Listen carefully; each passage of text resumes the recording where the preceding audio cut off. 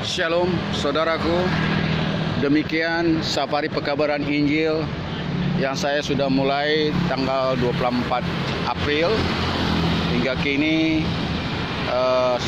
Saya di kota Surabaya menjelang saya mengakhiri safari pekabaran Injil yang dimulai dari kota Medan di atas kapal motor Kelut Pelni, dan saya sudah mulai di kapal motor Kelut dalam perjalanannya ke Tanjung Balai Karimun, demikian juga perjalanannya ke Batam. Kita adakan pekabaran Injil di sana, baik perorangan maupun berkelompok maupun ibadah raya yang kita adakan malam hari. Ya, saya berdoa untuk pekabaran Injil di kapal Kelut hingga saya sampai di kota Jakarta hari Kamis subuh, dan saya langsung memulai perjalanannya di kota Jakarta, yaitu di Panti Yayasan Bangun yang ada di Tanjung Priuk. Saya langsung jalani juga ke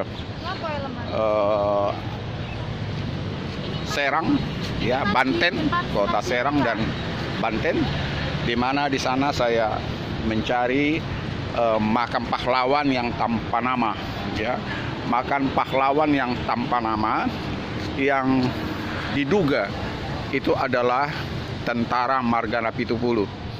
Dan saya mencari fakta dari beberapa orang di sana dan termasuk dari orang Jakarta bahwa almarhum pahlawan yang ada di situ masih tanda tanya apakah benar di situ Margana Pitupulu, yang hanya ada dua tanda salib di makam pahlawan, yang satu Marga Sitompul dan yang satu lagi yaitu diduga Margana Pitupulu. Saya berdoa kepada kita seluruhnya, khususnya kita masyarakat bangsa Batak, ya, agar kita jangan kehilangan satu pahlawan yang ada di kota Serang, Banten, untuk betul-betul dibuktikan kebenarannya. Jangan sampai menjadi pertanyaan bagi kita, apakah memang ada hal-hal yang disembunyikan di sana. Dan saya menjalankan debut saya di safari pekabaran Injil di kota Depok. Saya sudah jalani di Rumah Doa, saya sudah jalani di ibadah di Pasar Minggu, pembukaan kantor, dan saya juga sudah menjalani ibadah raya di Gereja Mesianik GPF Kelapa Gading. Dan dalam kesempatan itu saya ambil bagian dalam menjalankan ibadah, dan saya juga sudah ambil bagian dalam ibadah GBI yang ada di Kelapa Gading, ya, Boulevard. Dan setelah itu saya jalani sudah ke Malang, dan saya sudah jalani ke Kota Batu, dan saya bertemu kepada beberapa dosen dan mahasiswa, dan saya adakan video kepada mahasiswa yang ada di Kota Batu. Dan saya sangat terharu oleh karena apa? Pada tahun 1976 saya ditangkap Tuhan lewat YPPI Batu Malang, yang dulu namanya Yayasan Pusat Pekabaran Injil Batu Malang, dan sekarang sudah berganti menjadi Yayasan Pelayanan Pekabaran Injil Indonesia.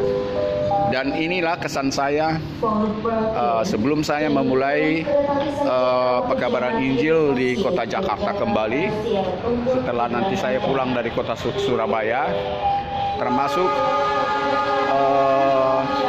dalam pelayanan ke tahanan Polda Metro Jaya yang dijadwalkan hari Minggu tanggal 7 jam 3 sampai jam 5 sore. Dan untuk ini kepada tim daripada Pekabaran Injil ke tahanan Polda Metro Jaya sudah ada orangnya 7 dan ada cadangan 1 lagi, kemungkinan bisa 8 orang. Kita doakan agar semua orang yang ambil bagian dalam pekabaran Injil ini dan semua orang yang kita jenguk di sana, karena kita adalah mencari domba yang sesat, ya. Kita mencari jiwa-jiwa yang sesat. Bukan seperti banyak gereja menunggu domba yang sesat, menunggu jiwa-jiwa yang sesat. Jadi itu saya himbau kepada banyak gereja harus membuat suatu program kerja untuk mencari domba-domba seperti yang dilukiskan dalam Injil. Mencari jiwa-jiwa yang ada banyak di tahanan-tahanan. Saya tahu di tahanan polisi itu mereka banyak air mata, banyak ketakutan, kebimbangan, keraguan. Oleh karena dalam proses hukum mereka sangat ketakutan. Ada yang menantikan hukuman 4 tahun sampai belasan tahun.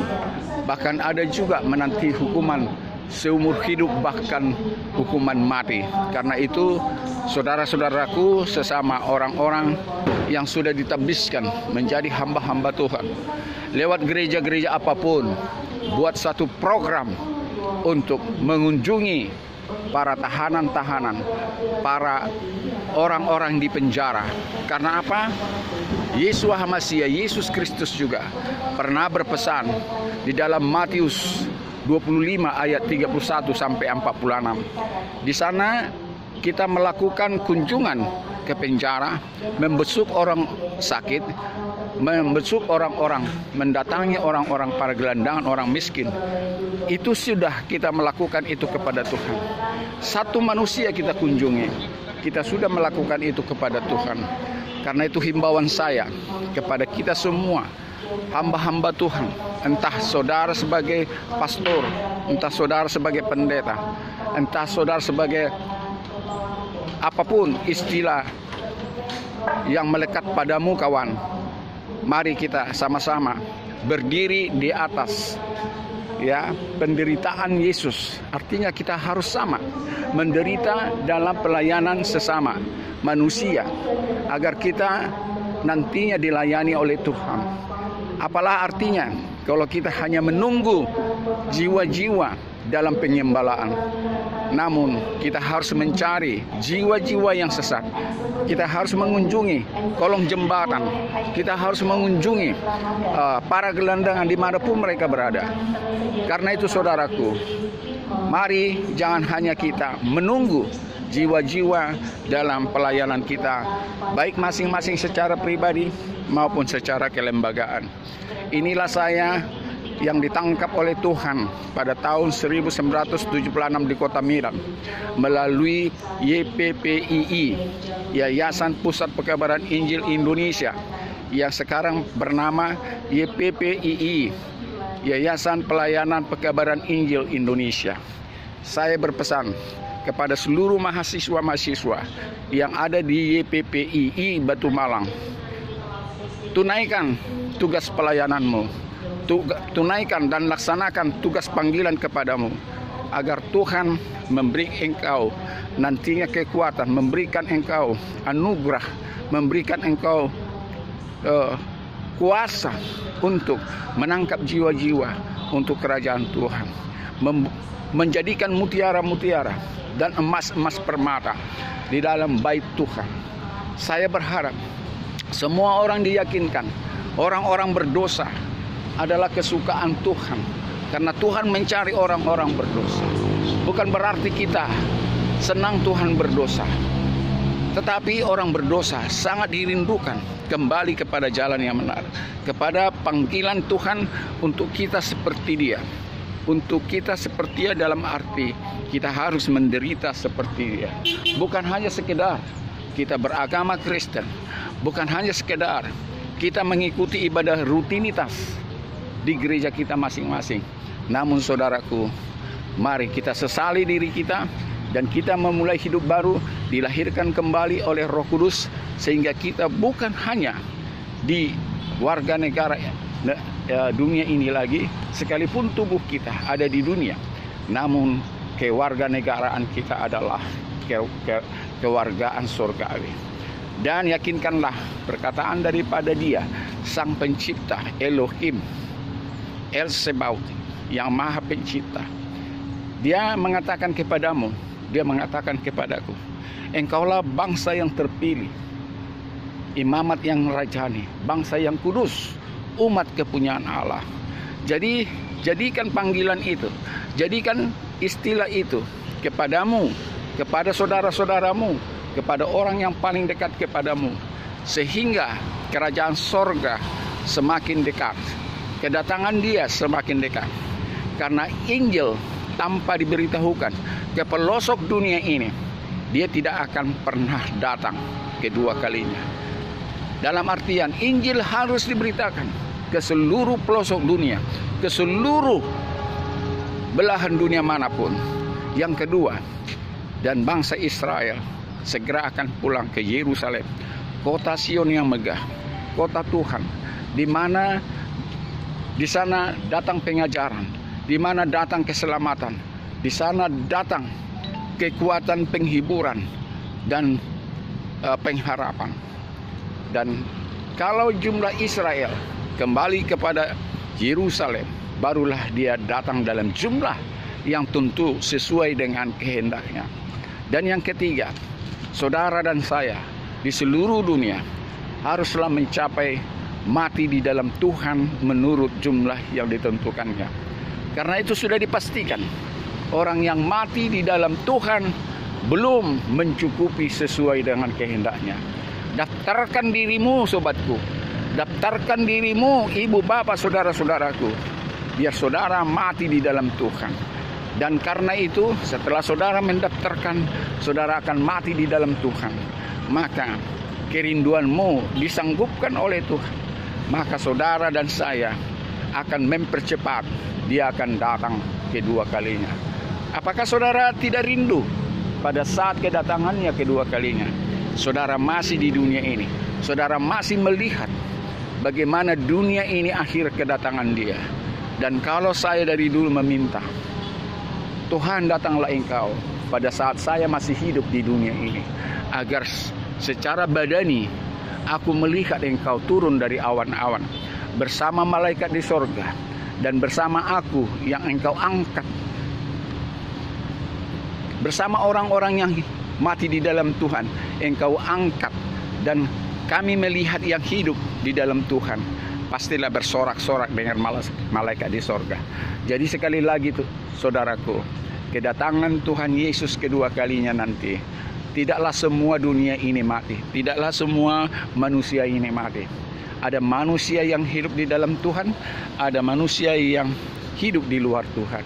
Tetapi orang yang hidup di dalam Tuhan akan bersama-sama orang yang mati di dalam Tuhan, untuk diangkat ke awan-awan, menjenguk bersama malaikat di sorga, sama-sama meletakkan kakinya di atas bumi ini. Inilah kerinduanku, kawan. Inilah kerinduanku.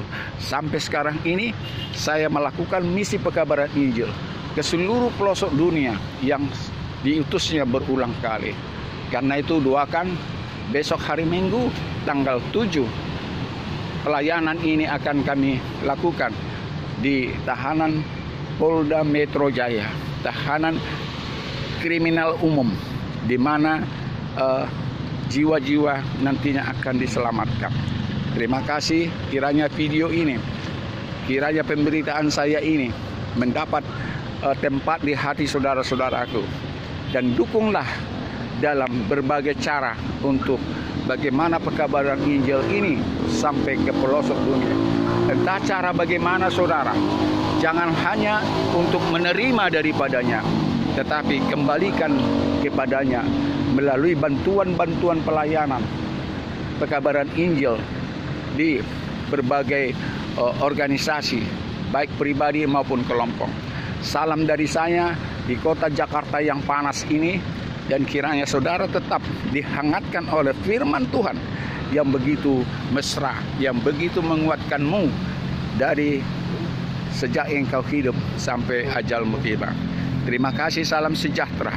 Kiranya Tuhan yang sudah memberkatimu dari sejak engkau lahir, hari ini, besok, sampai selama-lamanya. Amin.